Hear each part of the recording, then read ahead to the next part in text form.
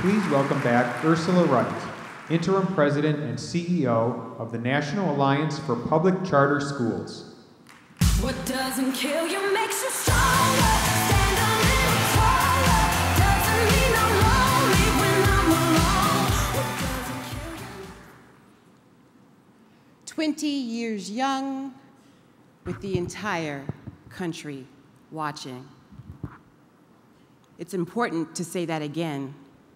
We are 20 years young, with the entire country watching.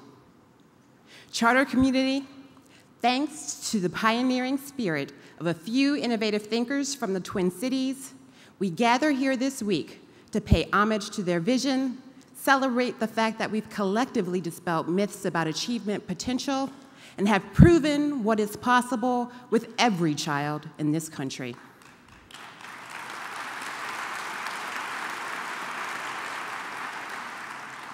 And most importantly, we are here to prepare for the next 20 years. You see, while we've got a number of accomplishments for which we should be proud, we've still much work to do. Today, the charter sector stands at a promising crossroads. Public charter schools enroll more than 2 million students. That's 5% of the nation's public education population. Now, when we unpack this statistic, we find that while it took our movement about 15 years to reach the milestone of 1 million, it only took us 5 years or so to reach 2 million. So increased parent demand, political support from both sides of the aisle, and the growing capacity of the charter sector have accelerated our ability to double the number of kids we serve in a third of the time. Today, Americans embrace public charter schools more than ever before. In August 2011, a poll conducted by Phi Delta Kappa and Gallup reported that Americans increasingly support public charter schools. In 2000, only 42% of Americans favored charters, while the rest, well, really didn't know what they were. By 2010, favorable opinions had increased to 68%, showing increases over a wide variety of demographics, including race, gender, and class. In a nutshell, the more the American public learns about public charter schools, the better they tend to like them. We are 20 years young, with the entire country watching to see how we will increase and improve the opportunities for the students we serve, watching to see what other possibilities we as a movement may be able to prove. In 2005, the National Alliance for Public Charter Schools convened a task force on charter school quality and accountability. They issued a position statement that contained recommendations for advancing quality charter growth. This position statement was called Renewing the Compact. It identified guiding principles to measure our collective success in the areas of achievement, talent, funding, support, and scale. And on this milestone anniversary, we owe it to ourselves to pause for a moment and assess how well we've fared against these principles. Earlier this year, the Alliance commissioned an assessment that shined light on our positive developments and teased out several persistent challenges. Starting with the positive, we've moved the needle in a number of ways. First, we're demonstrating that high-performing charter schools close the achievement gap and engage more students. Next, we're finding talented teachers and leaders from a much wider variety of places. Third, we're increasingly owning the importance of quality, fully understanding that it not only represents student achievement, but strong instructional strength, strong operational health, and great school governance as well. Lastly, we've secured some great policy wins, often aided by the Alliance's model charter law, and we continue to grow political support. But all is not yet perfect in charterdom. Our analysis revealed several areas where we struggle. One, we're not opening high-quality charter schools fast enough to meet the increasing demand. This is evidenced by the 610,000 children on waiting lists across the country. Two, we're disincenting breakthrough models by only authorizing and funding the tried and true.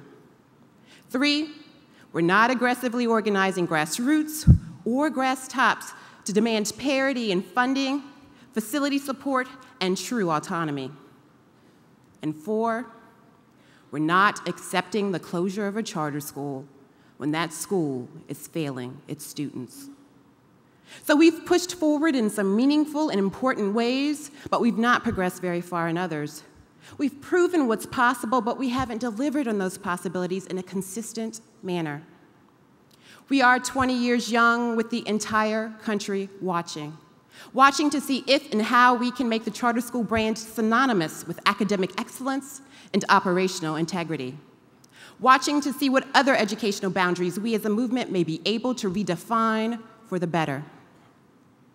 I trust these words are resonating with all of you. I know you would not have entered into this work if they didn't. We know the students we serve in charter schools often have no better alternative. And because of that, we can't deliver mediocre, or worse yet, poor results. We simply cannot. And while this belief may not have fueled the movement's first 20 years, it absolutely must fuel the next 20. Which means, friends, a few things have to change.